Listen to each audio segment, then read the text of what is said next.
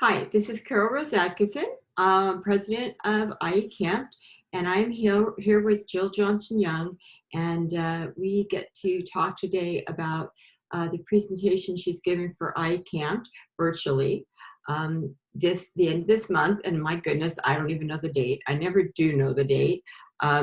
It is going to be 24th or 25th. It is on the 24th There at you go. 9 to 11. Yeah. Okay, so with that said, Jill, can you introduce yourself? Sure, I'm Jill Johnson-Young. I'm a licensed clinical social worker, but I am a member of CAMFT. Mhm. And I do know that my name shows up as my business partner. That's because we share our account. So sometimes I show up under her name.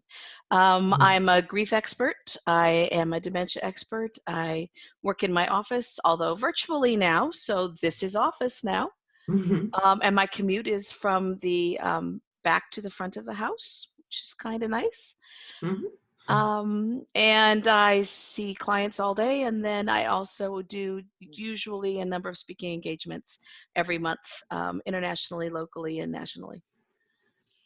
Yes, you do. I mean, you've been quite the busy person. I love that, we're kind of tweaking subject matter. Last month we didn't tweak it. It just happened to come that the havening worked just on time. But thank you for making this subject matter so relevant to today, because it is really relevant to today. It is. I'm frequently, as you imagine, in contact with other people in Griefland, Mhm. and what we're seeing is we could foresee what was coming and that there was going to be a lot of unfinished grief at the end of this. But I'm also in touch with a lot of folks in the funeral industry because I'm part of some aftercare programs for them. And I am married to a funeral director, for those of you that don't know. And she's already been deployed once with the disaster mortuary team, is back now and is waiting to deploy again. So I'm seeing the overwhelm that they're getting in not being able to take care of their families. I'm seeing families who are losing people from other kinds of losses, but still being impacted because they can't have funerals. I'm seeing therapists who are losing family members as well as clients and don't know what to do with it and feel very bad about having to say, I can't see someone today because they're overwhelmed, but they're picking up on the overwhelm around them. And then I've written some blogs, and I wrote one about kids losing graduation this year, and something happened and it's gone everywhere, and I'm getting thousands of responses from kids and parents talking about all of the associated losses that have nothing to do with people dying, and the guilt that they feel for even saying that they feel sad that they've lost because it's not about a death. So COVID is really going to be what we're going to talk about, although without an audience. So I hope people sign in because it's really hard to do 2 hours without people talking. Right. Well, I imagine they will be. One of the losses that just occurred to me, my son, I've got two sons back, right? So that's part of these changes, losing jobs. School is virtual now. And with one in college, he came home and the other one was already here and then lost two jobs. Um, Ouch. so with that, do I want him to go out? No. But I was thinking, you and I both got sick. Yeah. And so during that sickness, what did we have? What did we, I don't know your personal story. I know for me, they thought I had it and then I didn't. So I didn't bother to test. I don't actually want to test and use up those tests unless there's um, a prevailing need. But just listening to my son, he dry coughed once. And everyone And jumped on everyone jumps, him. right? Right, because that's part of the loss, isn't it? I mean, it's like the loss of safety of knowing that if I have the chills, does that mean anything or should I turn the heater up? Right. And we've seen how fast people go from they're a little bit sick to they're on a vent, that it scares everybody. The minute you start coughing, it's a uh-oh. So yeah, I did test. I didn't get results back. They seem to have disappeared, but I've gotten 3 notices telling me from the testing people that 20% of the negatives are actually positives. They haven't had any false positives, but they've had false negatives that they've tracked. I was really pretty sick, but came through it, and a little more asthma than before. That's dealable. And that's interesting because I just read this morning there are false positives for the cold. Oh, okay. Just read that this morning. So I try to stay away, and I don't know what you recommend. I recommend to my clients stay away from the flood. I do a check once a day, or once in the morning, and maybe a little bit at night. I don't have cable, yay, so I don't listen to news. What are you recommending for that?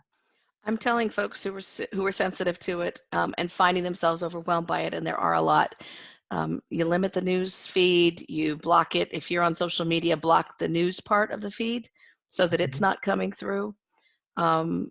Snooze the folks who are negative, who are making it into bigger things, or whatever stream is taking you in a bad place. Block the dark spots. Go outside. Yes, I know it's been raining here in Southern California, but we've had moments where it's not been raining. And I know this because I have to take my 4 little tiny herd people outside. And it's you just got to air out your brain. Move a bit, exercise, cut down on the caffeine. We shouldn't need as much. We're working at a home-based business now. So we got no excuse.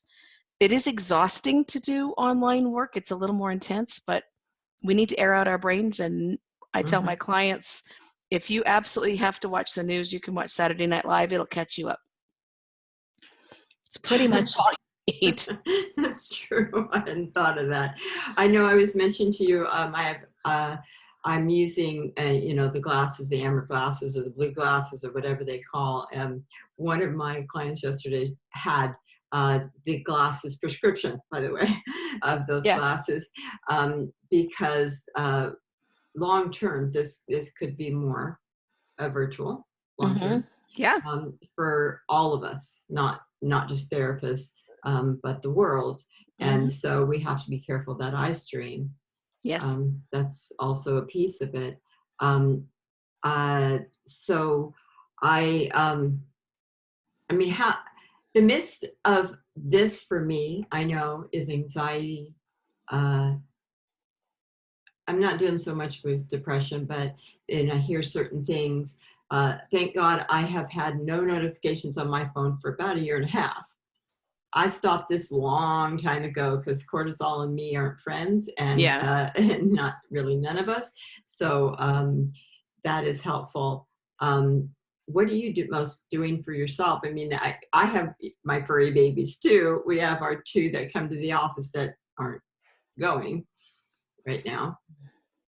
I've actually, the first week I was home before I got so sick, because when you get sick with this stuff, boy, howdy, do you get sick.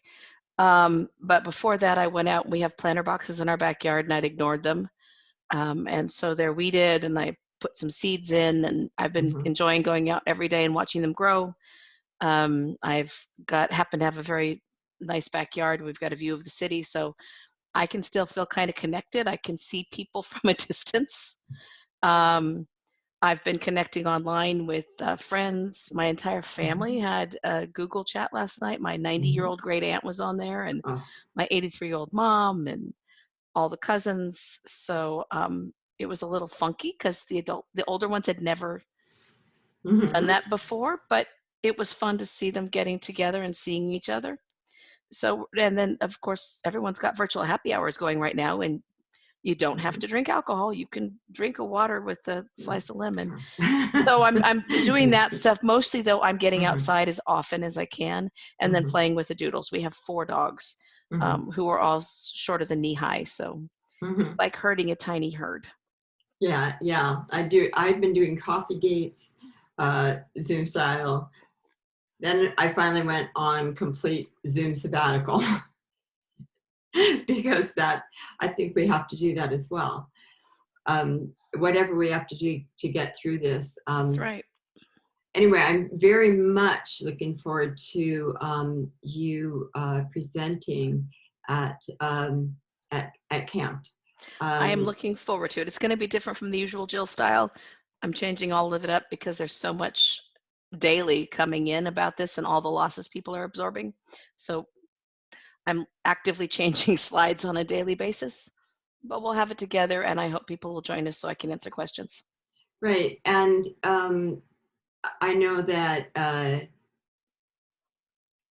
Kate had made hers available at the last one, because I do think that some of the lay people in the world, not some of them, all of them, the world needs what is being taught right now, Yes. not just therapists. And so I don't know if that's going to be possible or not. We can talk about that at a later date, but I'm happy to share. I've been doing videos all along and putting them up for various populations. so great. I think that's wonderful. So this is going to be, what did we say, the 25th? 24th? 24th, The thank 24th, you. yeah. Okay. 9 o'clock. 9 to 11. You guys, the one thing that you need to know is that you need to stay signed in for CEUs. So if that's not something you don't need, maybe, you know, you're a trainee or something and you're learning this and you can get signed off on. You don't have to be an MFT. You can be an LCSW. You can be a all kinds of things. I mean, because PCCs. LPCCs, right? I run nonprofits, so I have a lot of trainees, and I'm always encouraging them to do this. But this also, please share to humanity. Please share to humanity. This is really, really important right now, and we want to help as best as we can. Absolutely. So with that said, thank you so much, Jill. You're welcome, Carol. I'll see you on the 24th. I will see you then. Okay. All right. Bye-bye. Bye.